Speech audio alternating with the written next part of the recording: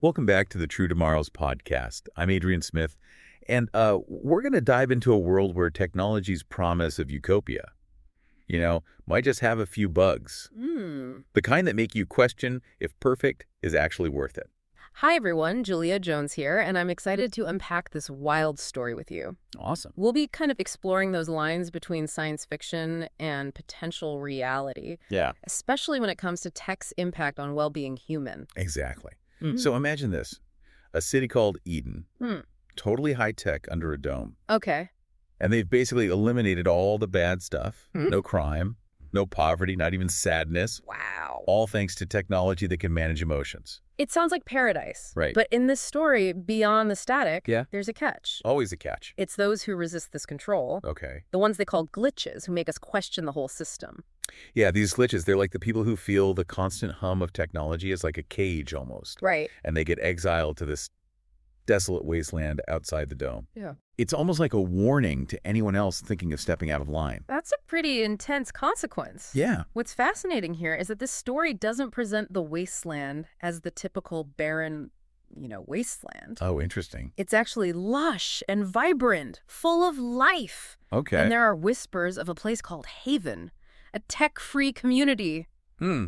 That sounds almost too good to be true. Okay, so we have a technologically controlled city. We have rebels who reject that control and get banished. Yep. And now we have this mythical haven they're all chasing. Exactly. I'm starting to see why you picked this story. Well, think about it from the perspective of these glitches. They've been living in a world where even their feelings are managed. Yeah. Then they get thrown into this untamed environment. Yeah. And they're clinging to this hope of haven as their salvation. They probably think haven is like this ultimate freedom, right? A place where they can finally just be. That's the idea. Yeah. And the story highlights their journey towards haven. They're experiencing things people in Eden only know through simulations. Interesting. Things like feeling rain on their skin. Yeah. Or eating food that's not synthesized. It's like they're rediscovering what it means to be human. But you said haven was almost too good to be true. What's the catch? Here's where it gets really interesting.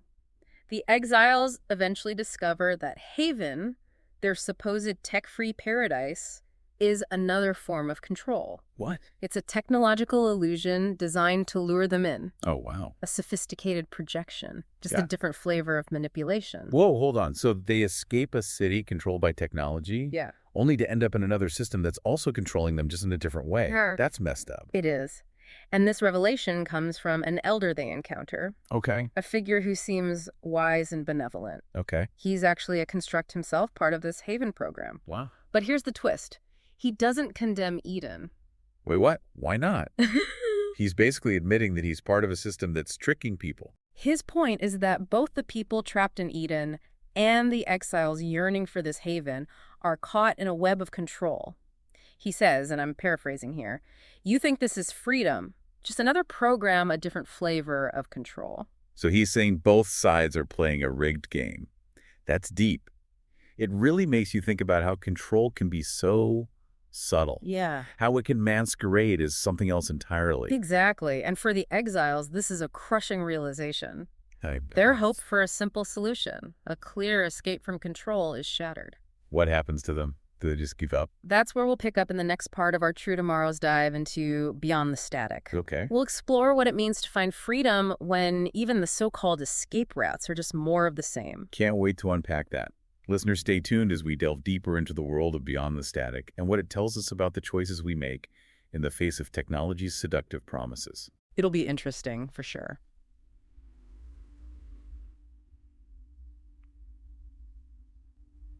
Welcome back to the True Tomorrows podcast. It's funny how this story, Beyond the Static, throws us right into the heart of a question we grapple with every day. Can we really have true freedom in a world increasingly shaped by technology? It's like the story's holding up a mirror to our own anxieties about things like AI data privacy. Right. And the potential for technology to, nudge us in certain directions. That's a great point. And the story doesn't shy away from the complexity. It doesn't offer any easy answers. Yeah. Which I think is what makes it so thought-provoking. Totally. So last time we left our glitches facing this huge disappointment. Right. They discover their haven, this place called Haven, is just another form of control. Yeah. Where do they go from there? What happens to their search for freedom? Well, the story gives us this incredible scene with the elder who revealed the truth about Haven. Remember, he's a construct himself, Yeah. part of this technological illusion. But he's also the one who pushes them to think beyond the simple binaries of control and freedom. He basically tells them, you think this is freedom? Just another program, a different flavor of control. It's like he's saying the whole idea of escaping to a tech-free utopia is just another trap. Exactly. And that's where the story starts to get really interesting, because it challenges the idea that freedom is about finding a place, a perfect system, or even a lack of technology. So if freedom isn't about finding the right place, what is it about? The story seems to be pointing towards this idea that true freedom is about forging a path. It's about choosing to embrace the messiness, the uncertainty, the constant struggle of defining your own existence. So instead of looking for a prepackaged solution, they have to create something new. Think of it less about a destination and more about a journey. And remember, these glitches are already wired differently. They're the ones who felt the hum of technology as a cage. They're the ones who dared to question the perfection of Eden. So maybe the wasteland, this untamed space outside the controlled systems, becomes their canvas. A place where they can finally glitch the system by just existing outside of its boundaries. The story uses the wasteland as a powerful metaphor for that untamed space.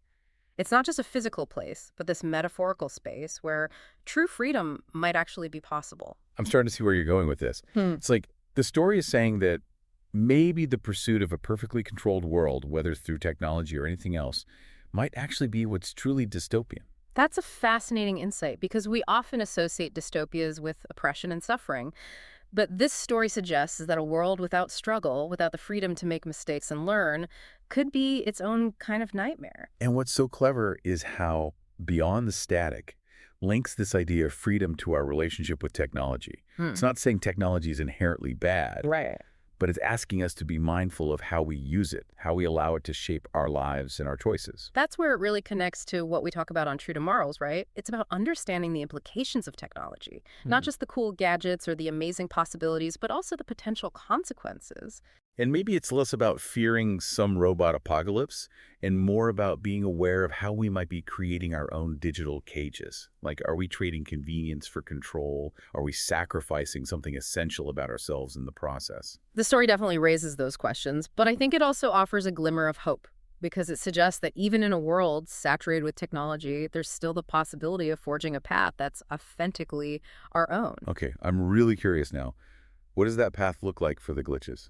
Do they manage to create something meaningful in the wasteland? Well, that's where we'll pick up in the final part of our dive into Beyond the Static. We'll explore what happens when these glitches embrace the messy, unpredictable reality of the wasteland and what it reveals about their own capacity for freedom and self-determination. Listeners, stick around for part 3 as we unpack the ending of Beyond the Static and what it might tell us about navigating our own true tomorrows. Welcome back to the True Tomorrows podcast. It's time to finish our deep dive into Beyond the Static. And I have to say, this story has really got me thinking about what it means to be truly free in a world where technology is constantly pushing boundaries. Yeah, me too. We've talked about Eden, this seemingly perfect city under a dome, and Haven, the illusory tech-free paradise, Wow. both offering a kind of controlled comfort, but ultimately both limiting the human potential for growth and self-discovery. And then there are these glitches, the ones who reject both systems and find themselves in the wasteland, this untamed space that represents the unknown, the messy reality of existing outside any predefined structure. It's like they're standing at the edge of a blank canvas, ready to create something new, something that reflects their own values and experiences. Okay, so let's talk about the ending. What happens to the glitches? Do they just wander aimlessly through this wasteland? Well, the story doesn't give us a neat resolution. It doesn't tell us exactly where they go or what they build, but it leaves us with a powerful sense of possibility. So it's more about the journey than the destination. Exactly. Remember, these glitches are the ones who can see the cracks in the system. They're the ones who feel the hum of technology as a cage. And the wasteland, with all its dangers and uncertainties, offers them something neither Eden nor Haven could. True freedom. The freedom to define themselves, the freedom to stumble, learn, and adapt, the freedom to create a life that's authentically their own. It's like they're hacking reality itself, rewriting the code of their existence. That's a great way to put it. And what's beautiful is that their freedom isn't about dominance or control over others. It's about self-determination, about forging their own path in a world that constantly tries to put them in a box. I think that's what makes this story so relevant today. We're constantly bombarded with messages about how to optimize, upgrade, and perfect ourselves.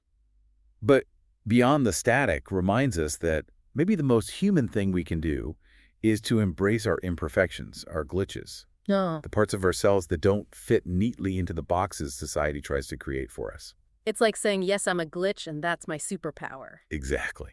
It's about owning your uniqueness, your ability to see the world differently, to challenge the status quo. And who knows, maybe those glitches are what will ultimately save us from becoming too reliant on systems that seek to control us.